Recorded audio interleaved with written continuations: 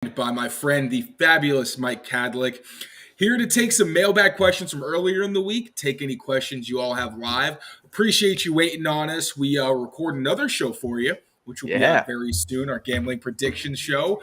But the latest news in Patriots world, we got the injury report.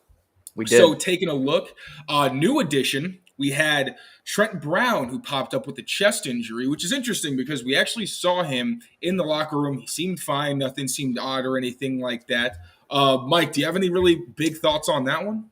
Yeah. Well, I mean, we were talking. First of all, thank you for having me. I appreciate it. It's good to. Yeah, no, it's all good. We, like you said, we just got the news. Good to be back on the old press pass for a nice live show. I definitely miss being with y'all and being on the show. Thank you for having me. But as far as Trent Brown goes, look, I wouldn't look too much into it. Like, I think he's going to play. I don't think this is going to keep him out. It's sort of probably just whether it's precautionary or whether it's just them like, oh, he had to leave practice because something happened. They throw him on the injury report so they don't get in trouble or fined or what have you. It feels like it's just them jumping through hoops. I don't see it being a big deal. If it does become a big deal, that could obviously be tough because they're in the disarray that they're in right now. But no, I don't see it being a problem. I think Trent's probably going to be good to go on Sunday. Yeah, and then just due diligence. I'm on the same page. I'm not reading into it too much until it's something that we have to take more seriously. And just due diligence, the rest of the injury report, Christian Barmore, questionable with a knee injury. He was kind of rotating a bit at nose tackle with Devon Godchaux last week with Daniel Equale being out. Yep. And then some other guys. We got, obviously, Trent Brown again. Cody Davis. He's somebody, along with Trey Flowers, they both came off the PUP list, so obviously they're still going through some things. We don't know what the status is yet on when they'll return. Devon Godchaux with the ankle, we knew about that one. Jonathan Jones, who Mark Daniels of Mass Live actually reported today. He's nearing his return, which would make it so that he didn't miss the 4 games he would have missed if he was placed on short-term injured reserve, which probably is why he was out for 3 games. Riley Reef, still with the knee. He was taken off of injured reserve. Still not active on the roster. They have the 21-day window for practice. Ramondre Stevenson on the injury report with a thigh. Cole Strange still with the knee. And Sean Wade still with the shoulder injury. Before we get into the questions, any other thoughts on the injury report? Anything that worries you about the status of any of the players heading into this game? Not necessarily. Just, again, looking through it, I think obviously Gonzalez and Judon, they just have to be there because they're not on IR yet. I'm sure they will be placed on IR by Sunday so that they can make some more roster moves, which will probably include like a Trey Flowers elevation or some sort. I think he'll come off PUP and end up being active because they need the depth on the defensive line now that Judon's out. Jonathan Jones, I was curious if he would come off the report today, given Mark's report and given what Bill told us this morning. During his press conference, the fact that he's gearing up, it looks like he's going to be out there and going to be playing soon. But no, pretty much business as usual. I'm curious to see if Riley Reef potentially is another one of those guys that comes off IR, given that he opened his practice window and the offensive line has been sort of a mismatch throughout the last 4 weeks. So look, you're not going to really be messing with anything if you try and plug him in because it's sort of been a cluster anyway. So give him a chance and see what happens there. So no, the only real one I would say is I feel like Trey Flowers is probably gearing up towards playing football sometime soon. Fingers crossed with the loss of Matt Judon. Yeah. So we'll dive into questions. I'm sure we're going to end up touching on some of these things again with the questions that were asked. So yeah, Amit, whichever one you want to start us off with, throw it up. And also anybody in the chat, if there's anything that you'd like us to address, we should have time towards the end. Or if it's relevant to the topic to address some things, so feel free to fire away and let us know what you've got. All right. So number 1, from a Pats fan, that's appropriate. Considering how Mac is playing, plus tough schedule, plus injuries equals Patriots might have a top 5 pick next year. Would you draft a tackle and help Mac or draft a quarterback and move on? Mike, how are you feeling about this one? I go back and forth with it all the time. Amit knows, our whole crew knows I'm a Mac guy. I try and defend Mac through and through. I think because with the right system and with the right pieces around him, he can be a good quarterback. Having said that, top 5 pick, I think I'd probably go with the quarterback here. I think, the way the NFL is played nowadays, it's not strictly pocket passing. You look at some of the best quarterbacks in the NFL right now. You're Pat Mahomes, Jalen Hurts, and Josh Allen. Like, they can work their feet, they can use their legs. So I look at a guy like Caleb Williams, and he's just the next big thing. He's the quarterback, and he's the prototypical quarterback you want to play with. So look, if they have a chance to take Caleb Williams, I think everybody in the world would say it's a no-brainer. Guys, a little bit down the line, like your Drake Mays and your Michael Penix and those guys, not as much of, playmakers with their legs, but I think they have that sort of dynamic playmaking capabilities. So yeah, I would probably go with the quarterback. I think, a tackle would help Mac, but at the end of the day, it hasn't really been cutting it lately. So I think they should probably start fresh. Yeah, top 5 pick. I think if you are in that range, then quarterback. Like, you need somebody to guide your franchise. I thought Mac, I thought this was the season where he proved whether or not he could potentially be that. I thought that would mean consistent play, not turning the ball over, being a reason that the team is at least competitive in games, which through 2 weeks I thought he was. And I really thought he was on a pretty positive trajectory. But then against the Jets, obviously, bad conditions. JT O'Sullivan at the quarterback school, who does a fantastic job, broke down how he had plenty of good moments along with some moments where you're like, this ball, inaccurate passes, some that just look like weird disconnects. So then you're thinking, okay, in Dallas, he's got perfect conditions. Let's see what he can do. Right. And then obviously he had the worst game of probably his entire football career.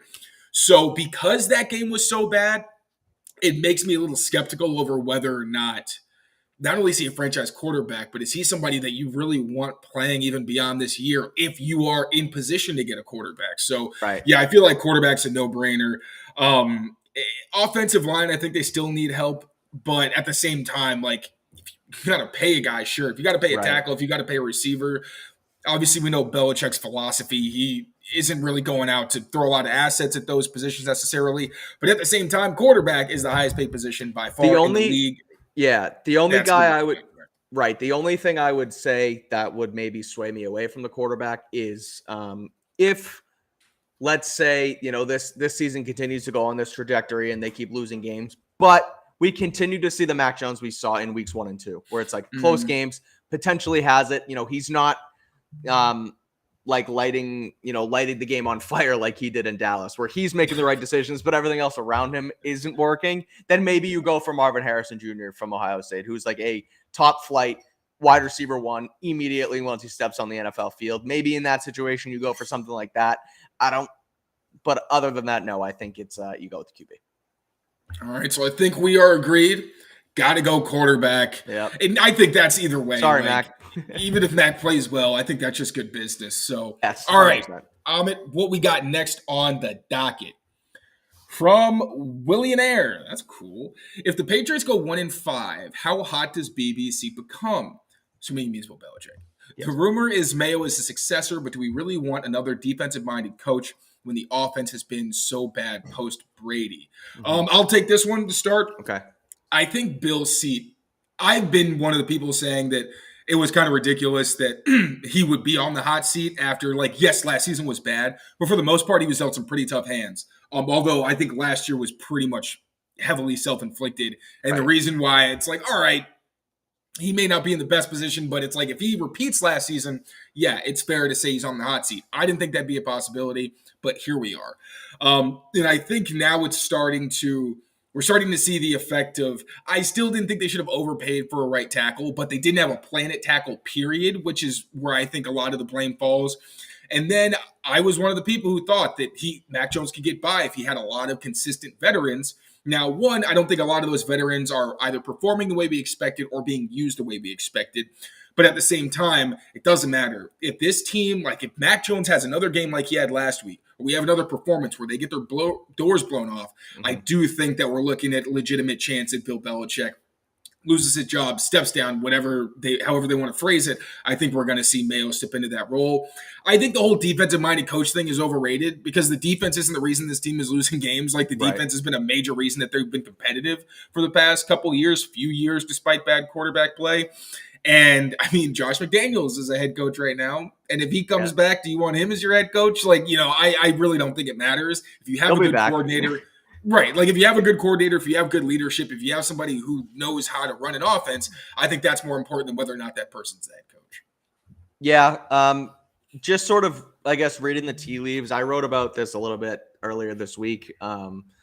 Just about how much and, when will enough be enough, I guess, for Robert Kraft with his organization, because, he spoke in March at the owners' meetings with a bunch of reporters that were out there and basically said, look, I want to win. I want to make the playoffs. This is a winning type of business. I want to win. And he said, he said he wanted to make the playoffs like 3 or 4 times. He was even asked about that Don Shula record and said, look, we're not here so our players get stats. We're here to win football games. So I really want to make the postseason. So if you read into what he said and you trust Robert Kraft with the decision he wants to take his team, if they don't make the playoffs, he's probably going to want to make changes. Another thing he did say back then, and I know we're taking quotes from March and things change over the course of several months, but it still sort of tells the story on where his mind is at, from a business perspective and where he is on his team. So that's that. The other thing he did say, or 2 more things he said really, was, I don't want to make a change just to make a change.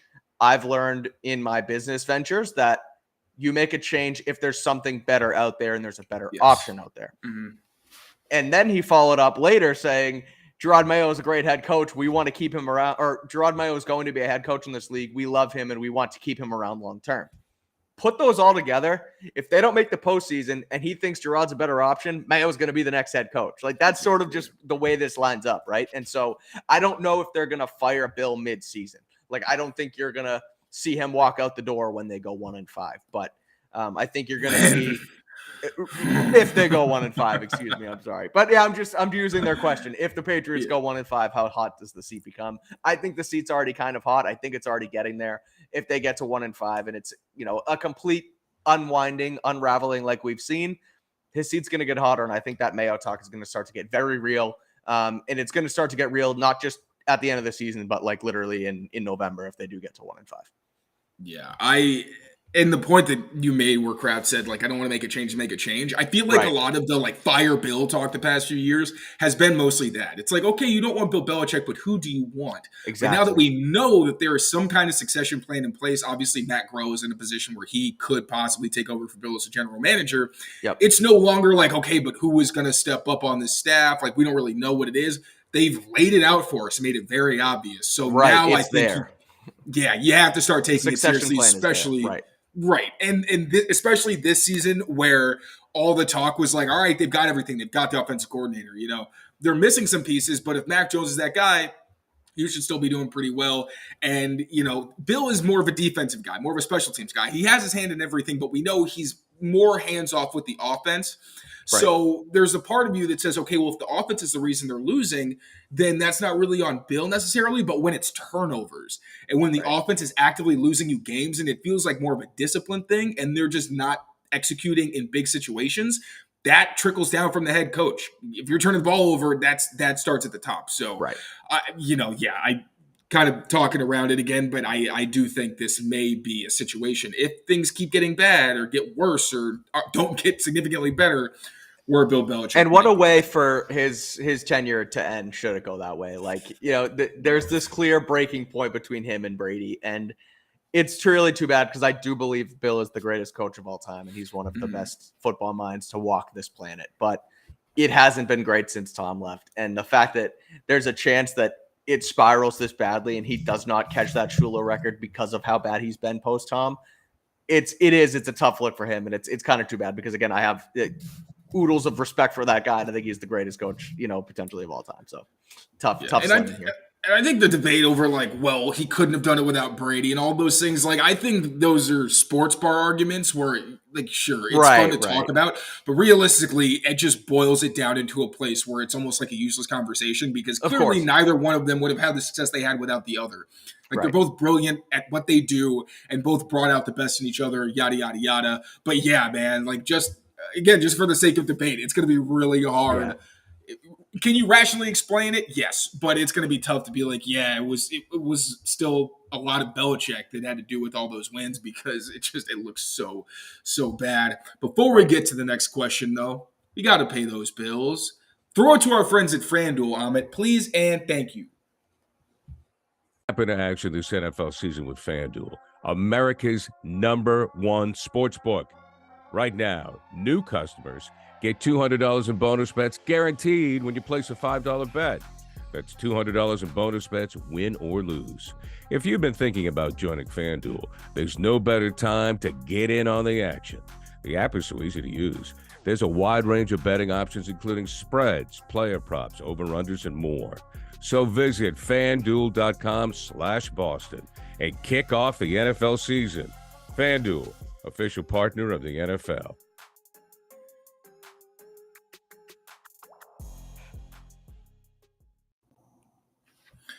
All right. Let's move on to another question because Bill Belichick 1-5 talk is making me anxious. Yeah. All right. Month the masshole. The narrative used to be that this team loses to good teams but can beat up on bad teams. What is your take on this one? With this line, QB, depleted secondary, and without Judon, I think we will be lucky to win 3 to 4 games this season. I do think there's some truth to them beating up on the bad teams and their inability to beat the good teams. I feel like it's just assumed that they don't play well against good quarterbacks. I think the reality is that good quarterbacks know they have to play some of their best games against a Bill Belichick coach defense. And I think the offense has put them in some very tough positions where if you had an offense that could put up like 25, 28 points a game, it's very different. And these games play out differently because the offense takes advantage of opportunities and the defense gets the key stops when it needs to, the way we typically see. But I think that, again, without the quarterback position or without the offensive stability to compete in those games, I think it is valid that, no, I mean, if you look at the record, they're not beating good teams, and it's not even a one-off thing. Now it's become a pattern. And, yeah, I think they're going to win more than 3 to 4 games. Like, I just can't see a Bill Belichick team being that bad when, yeah, they've lost Judon and Christian Gonzalez. Those are big holes. But the defense wasn't good because of them. They helped make it an elite defense. So I still think this is going to be a good defense where if the offense doesn't shoot itself in the foot, there's plenty of winnable games in the schedule. So I don't think it's quite that bad, but I would like to see them finally beat a team where you don't go into it saying, oh, yeah, the Patriots have a break this week, finally. So, yeah, I do think they really need to step it up, but I think we'll see more than 3 to 4 wins. Yeah, I think so, too. I think we'll see a little bit more than that from a wins total. But looking at that sort of narrative that even, as much as people may have shot it down and the idea that, well, the quarterback played this way against that team. Like, for the sake of discussion, that sort of split down the middle of good quarterback loss, bad quarterback win. That could still be their narrative for this season if you want to continue to take it that way. Yep. And if you want to look at it through that lens, because Jalen Hurts, good quarterback loss. Tua, good quarterback loss. Zach Wilson, bad quarterback win. Dak, you know the drill. Dak's a good quarterback. They lose, or they win, rather. What do you make of Derek Carr? Because last year, they lost the Derek Carr game. I think people sort of lumped Carr into that good quarterback mix, even though they lost that game on the Jacoby Myers mishap and the Chandler Jones thing. So I don't know what I make of Derek Carr, really. Like, I think he's a serviceable quarterback that can sort of get it done in the right situation, but that Saints situation is not the right situation for him right now. They're one of the 3 worst offenses in football. That's the Patriots and the Raiders in that mix, oddly enough.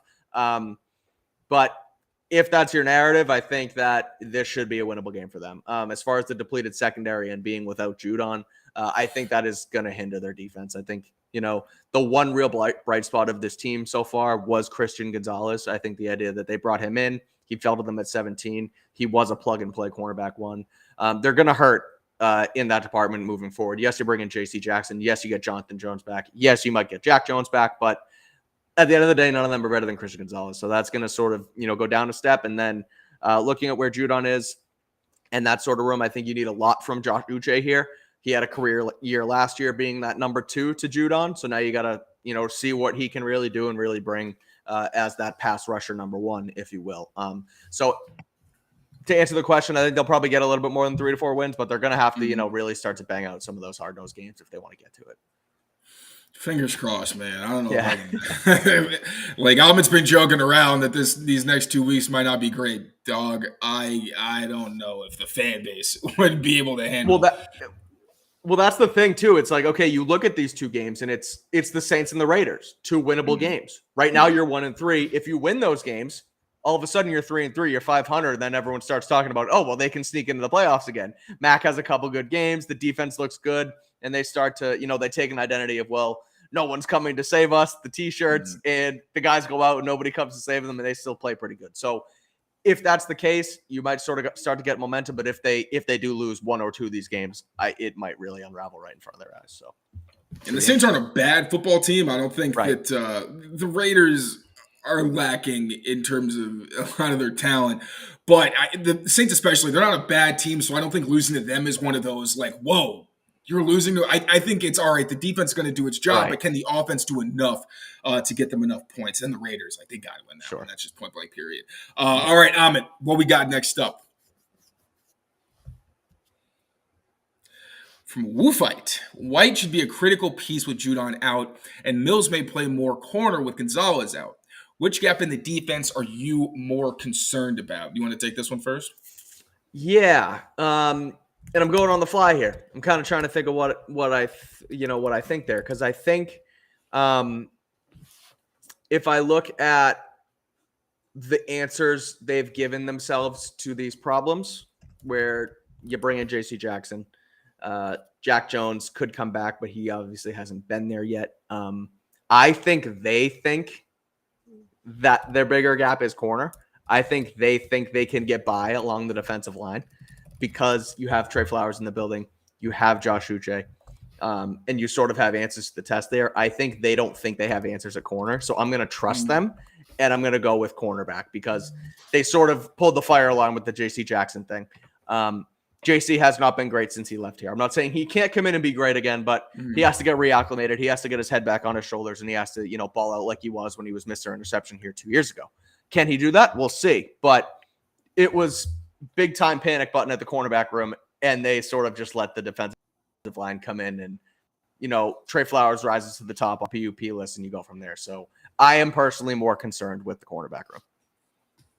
I would agree. I think they've got enough depth at defensive line that they should be okay. Like, especially if Trey Flowers comes back, then you at least have a veteran who you can trust to be in a Judon type role. I think Flowers is more of a guy who's got inside out versatility, whereas Judon is really only an edge, but he's an every down edge, which is something we really lack outside of like a Flowers or a Keon White. But even still, like, you got Anthony Jennings, who's great on early downs. You got Josh Uche, who's a great pass rusher. So I feel like they still have enough talent. Whereas, like you said, at cornerback, the injuries are just really scare you, because J.C. Jackson, not only is he still not fully healthy, but he's going to have to shake some rust off from his time in L.A., because I do think he legitimately did regress. Wasn't used in the best way either. I do want to be fair to him in that respect. But there were definitely some issues there that I don't think that one game back in Foxborough is necessarily going to iron out. We'll see how. I was going to say, even if. Sorry to cut you off, but sort of jumping on that point, like even if it was a scheme thing and it's not all on him, he's still not going to be able to just jump in right to where he was, a year and a half ago and just play that stellar football like it was. Like, that's going to take time. He's going to have to get reacclimated. So exactly. So that's still up in the air.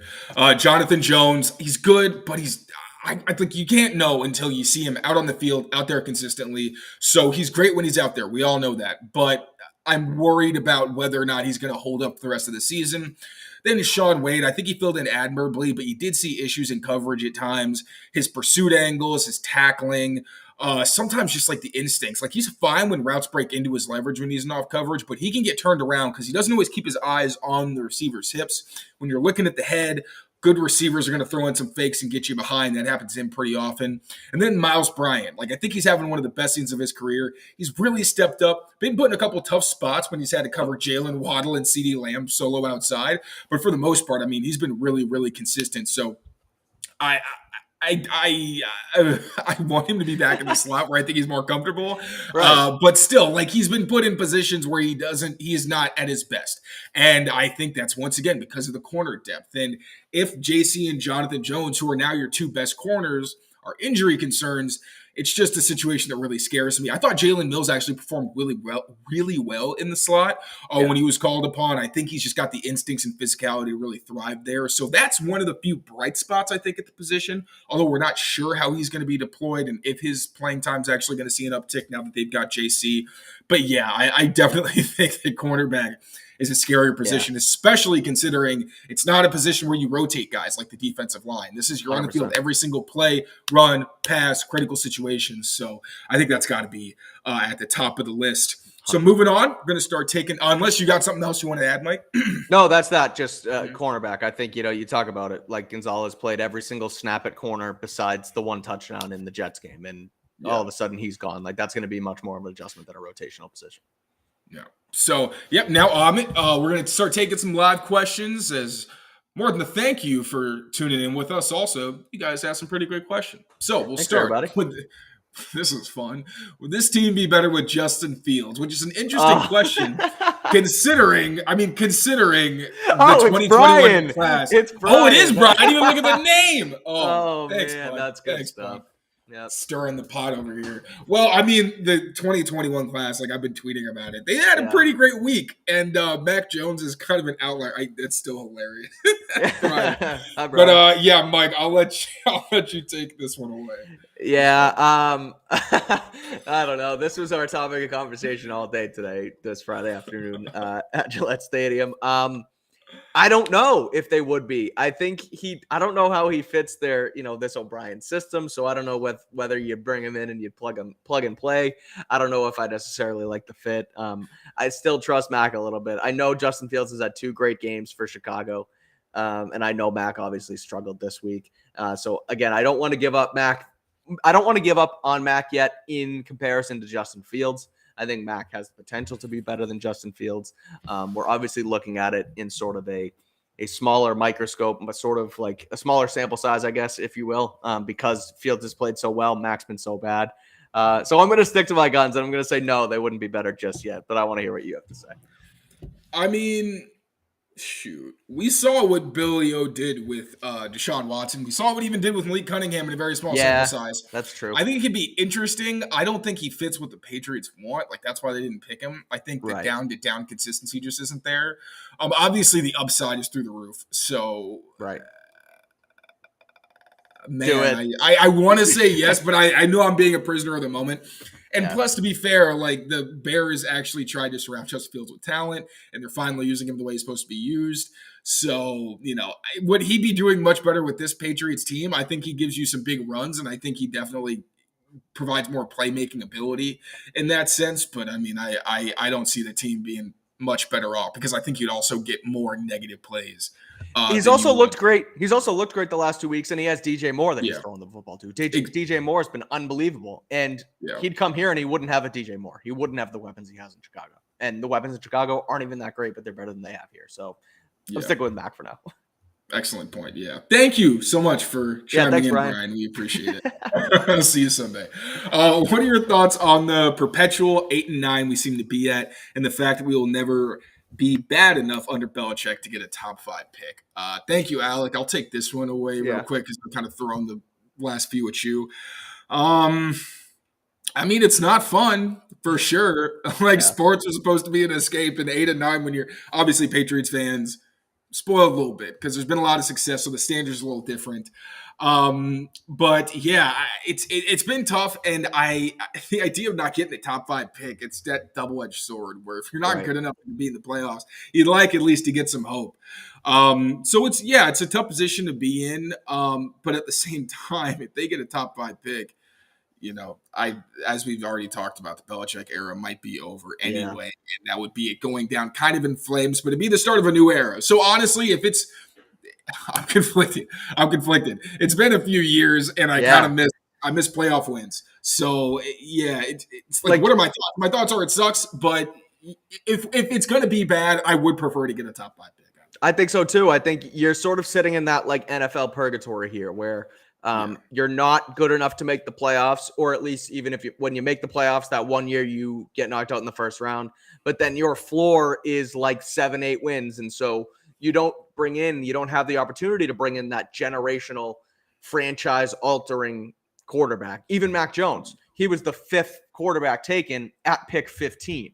And so but Mac has, I've said it a million times, Mac's gotten screwed. It's not all on him, but he was the 5th quarterback taken in his draft class. Like, he was not Trevor Lawrence. He was not, the potential of Zach Wilson. He was not the potential of Justin Fields. He was Mac Jones. And so you never really get that chance if you continue to middle. So it's sort of like, again, you're not that great. You're not that bad. You kind of just get those average players at pick 15. Luckily, you get a Christian Gonzalez to fall to you. But No, I think that the perpetual 8 and 9, Alec, that you mentioned, it's a tough spot to be in. And you'd almost rather get that 1, maybe 2 year full reset of really bad. You bring in 2 generational talents, whether it's like a one defender, one quarterback, or, take your pick, right? But like those 2 guys that can really change the direction of your franchise. You maybe get a new coach in here somewhere. And I'm not just saying this towards the Patriots. I'm talking just NFL in general. When you go hit that floor, the coaching clearly isn't working, and you get that full reset and you get that new rebrand. The Patriots aren't in that position because they don't feel like firing Belichick after average seasons, and they're not bad enough to get that top 5 pick. So it's a tough spot to be in. You'd rather get to the bottom for sure. They get a top 5 pick. Do they have to do that logo change that's going around social media? Yeah, full maybe. rebrand. Yeah, sure. Well, the last when Brady left, they redid the jerseys. So now if you get rid of Mac and you get a new quarterback, then you might have to redo everything, especially with Mayo coming in here. Maybe he'll have a say in what colors or what new color scheme and everything they want to do. The bloody glove gang. You got to go back to the Reds, baby. Please and thank you. Everybody loves it. I feel like that's a great way to start a new era. All right, so we're going to take one more question, but first, I'm a little hungry. So I feel like we should show our friends at Factor some love because they do a great job, and I want to hear from them. Amit, take it away, please. With the NFL season officially underway, it's been pretty tough finding time to cook for myself and my family, and even tougher making meals that both taste good and don't destroy my body. Thankfully, our friends at Factor provide ready-to-eat meal kits that are not only chef-prepared, but also dietitian-approved and delivered straight to your door. Now, I don't know about you, but I don't know any chefs or any dietitians, so this has been a huge help for me on a daily basis. These save me a ton of money. I don't have to go to the grocery store to get ingredients, and most importantly, they taste fantastic. Additionally, they save me a desperate trip to the nearest fast food place when I have completely forgotten to cook myself dinner. Head to factormeals.com/PatsDaily50 and use code PatsDaily50 to get 50% off. That's code PatsDaily50 at factormeals.com/PatsDaily50 to get 50% off. Love that, Jane. All right. Going to be taking one more question from the audience. Amit, what do we got? What do you got? TJ Pinder. Are you guys disappointed with Mike Gesicki so far? Looks like he only gets open when he's gotten in the coverage and then looks for the out of bounds after his catch. You want to take this one? You want me to start? Yeah. I'm disappointed in just about everything on the offense, and you can loop Mike Gesicki right into that. Like he doesn't, he's no exception. The 2 sort of difference makers that they tried to bring in at playmaker in Juju and Gesicki have both been disappointing compared to what we expected. They've gotten in the red zone, this Patriots team, and Mike Gesicki's supposed to be that, dynamic red zone threat that you bring in to pair with Hunter Henry. I think he has 1 target in the red zone, and it was an overthrow that maybe he could have caught, maybe whatever. You can debate that all you want, but it has been disappointing. I think, again, same with Juju, though, 2 guys that you want to bring in and sort of revamp your offense with, new play caller, rejuvenated Mac Jones, and Gesicki just hasn't been it so far. So I'm not completely writing him off yet. I think he's still a talented football player. I think he can be an option and a good option in a good offense, but I've definitely been disappointed in what we've seen from him so far. I think I've been disappointed more in his use. Like he's being used a ton as a blocker, and I thought it was an effort thing maybe, and that he would change that here because that just wouldn't be tolerated, but I really just don't think he's a good blocker. At this point in his career, like it truly, I've learned it is what it is at this point. And then I think that his use has gotten better. Like last week, they used him more downfield, and it seemed like he was more of a centerpiece in the offense, which I did like because I think he's just not been used nearly enough downfield considering his size, his catch radius, his hands, and all that. In terms of his production, I can't really be mad. Like most of the guys' catches go for first downs. He's doing the best he can with the passes that have been thrown to him. I don't think he's getting like a ton of separation necessarily, but considering not a lot of people are, I think he's been one of their better separators, especially as a guy who he's never really covered because of that size and everything like that. So Use, yes, I would say I'm disappointed with Mike Gesicki. Also, just execution as a blocker, but again, that's not really his calling That's card. not I his think they're thing, trying, right. yeah, and it's just not working. I hope sooner or later that becomes something where they're like, all right, we got to figure something else out. Whether it's him blocking on RPOs, where he has a size advantage, something like that. But like when he's in the trenches, I just don't really think he's much of a viable target there. Yeah, that pretty much wraps it up. Yeah. Can't think of anything else about Mike Gesicki. I don't want to trash on the guy anymore. Well, that's the thing. You like it. Sorry, to jump down your throat again here, but like I say yes because I've been disappointed in the whole offense. Like I'm not necessarily trashing on Gesicki. The whole thing's just been bad, and he's just sort of been involved, and he's gotten sort of, I guess, taken not the brunt of it because everybody, they just haven't been great, and so neither is he, and it's tough.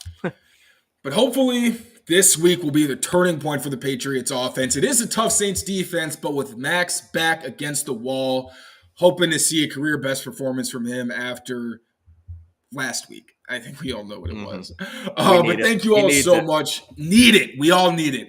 Thank you all so much, seriously, for tuning in. I really appreciate it. We're going to try to start doing these live mailbags more often. Definitely going to have Mike back on. Have a lot of fun with you as always, buddy. And thanks you for having me. Of course.